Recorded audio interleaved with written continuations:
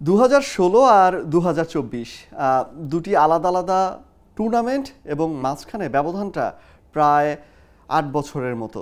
কিন্তু এই দুটি টুর্নামেন্টের মধ্যে একটি মিল আছে, সেটি হচ্ছে এই প্রজন্মের দুই তারকা তাদের দল জিতেছে ট্রফি, কিন্তু মাঠে তারা উপস্থিত ছিলেন না। হ্যাঁ, কথা বলছি ক্রিশ্চিয়ানো রোনালদো আর লিওনেল মেসির সম্পর্কে। 2016 ইউরোতে ফাইনালে যখন ফ্রান্সের বিপক্ষে পর্তুগাল লড়াই করছিল, সে সময় ইনজুরির কারণে মাঠ ছেড়ে কিন্তু চলে যেতে হয় রোনালদোকে, এবং সেই ম্যাচে 109 মিনিটে যদি ভুল না করে থাকি পর্তুগাল ম্যাচটি জিতে নেয় অতিরিক্ত সময়ের গোলে।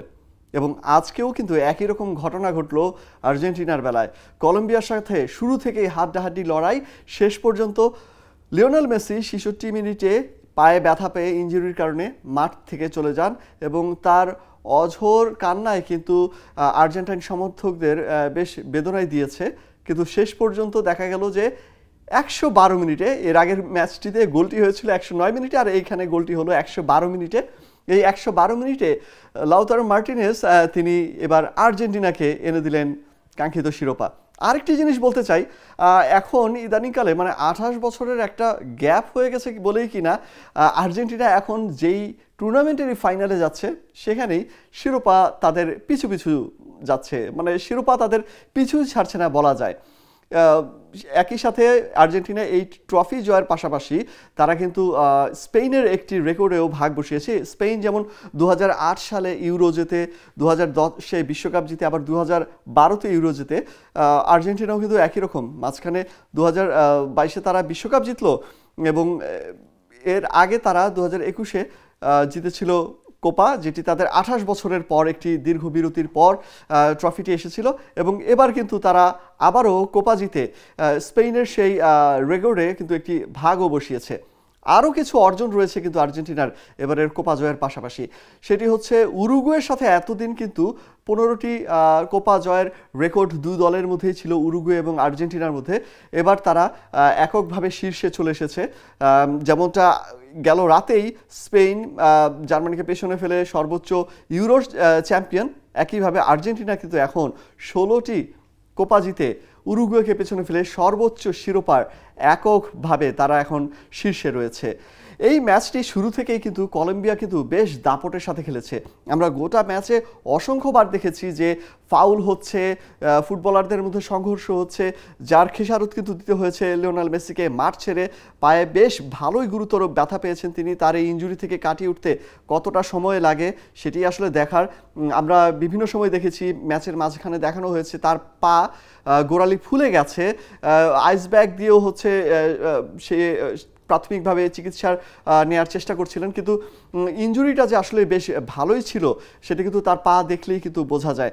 পাশাপাশি অন্যান্য ফুটবলারদের কথা বলতে হয়, কখনোই প্রায় সময় দেখেছি দুই দলের ফুটবলারদের মধ্যে হাতাহাতি হচ্ছে, মুখ দিয়ে রক্ত ঝরছে। রেফারি কিন্তু এখানে কিন্তু বেশ ঠান্ডা মাথায় কিন্তু এই ম্যাচটি পরিচালনা করেছে। কার্ড ওরকমভাবে মানে যেগুলো দেওয়ার দরকার ছিল সেরকমভাবে কিন্তু কার্ডগুলো কিন্তু রেফারি দেখেননি, এবং সে কারণে কিন্তু এই ম্যাচে কিন্তু কার্ডের সংখ্যাও কম। হয়তো বা অনেকে কার্ডের সংখ্যা কম দেখে যারা ম্যাচটি দেখেননি তারা কিন্তু ভাবতে পারেন যে আসলে ফাউলের কোনো কিন্তু ব্যাপার ছিল না। এখানে কিন্তু আপনি যদি ম্যাচটি দেখেন তখন কিন্তু আপনার মনে হবে যে আসলে কী পরিমাণে লড়াই হচ্ছে। মাঠের ফুটবলের চাইতে শারীরিক ফুটবলে এই দুই দল কিভাবে লড়াই করেছে। অবশেষে দ্বিতীয় এক্সট্রা টাইম, মানে প্রথম অতিরিক্ত সময় পার হয়ে যাওয়ার পর, 15 মিনিট পার হয়ে যাওয়ার পর, শেষ 15 মিনিটে যে ম্যাচের 8 মিনিট বাকি থাকতে লাউতারো মার্টিনেজ একটি কাউন্টার অ্যাটাকে দারুণ একটি গোল এনে দেন, গোলরক্ষককে বোকা করে দিয়ে। মার্টিনেজের এই গোলের পরে কলম্বিয়া বেশ কয়েকবার কিন্তু সুযোগ চেষ্টা করেছিল তারা ম্যাচে ফেরার, কিন্তু আর্জেন্টিনা একবার গোল দিয়ে ফেলেছে, এরপরে কলম্বিয়া আবার গোল দিয়ে ফিরবে, সেটি আসলে ভাবা বেশ বলা যায় যে কষ্টেরই। কারণ হচ্ছে আর্জেন্টিনা জানে যে ডিফেন্স কোথা থেকে করতে হবে, এবং তারা এর আগের দুটি ফাইনাল খেলেছে, একটি বিশ্বকাপ এবং একটি কোপা আমেরিকা। তারা জানে যে গোল হজম করে ফেললে বা গোল দিয়ে ফেললে তারা কিভাবে ম্যাচে ফিরতে পারে বা ম্যাচটি ধরে রাখতে পারে, এবং আজকের ম্যাচে কিন্তু তারা শেষ মুহূর্তে আর কোনো ভুল করেনি। যদিও ম্যাচের শুরুর দিকে কিন্তু বেশ কয়েকটি সুযোগ কলম্বিয়ার ছিল, এবং ওভারঅল যদি ম্যাচের আমরা সিনারিও দেখি সেখানে কিন্তু বল দখল বলেন, আক্রমণ বলেন, পোস্টে শটস নেওয়া বলেন, বেশ কিছু দিকেই কিন্তু কলম্বিয়া কিন্তু আর্জেন্টিনার থেকে একটু হলেও এগিয়ে ছিল। সেখানে আর্জেন্টিনা এভাবে ম্যাচটি বের করে আনাটা তাদের জন্য, তারা প্রথমার্ধ পরেই কিন্তু বুঝেছিল যে একটু কষ্ট হবে, এবং 65 মিনিটে যখন লিওনেল মেসি মাঠ ছেড়ে চলে যান তখন কিন্তু স্কালোনির চোখে একটু কালো অন্ধকারই দেখা যাচ্ছিল, কারণ দলের মূল প্রাণভোমরা চলে গেলে আর্জেন্টিনা কিভাবে এই পরীক্ষা থেকে উত্তীর্ণ হবে সেটি কিন্তু দেখার বিষয় ছিল। সব কিছু ছাপিয়ে আসলে বলা যায় যে আর্জেন্টিনা আজকে শিখেছে যে মেসিকে ছাড়া কিভাবে ট্রফি জিততে হয়, কিভাবে শিরোপা জিততে হয়, কিভাবে চ্যাম্পিয়ন হতে হয়। অলক হাসান, যমুনা স্পোর্টস।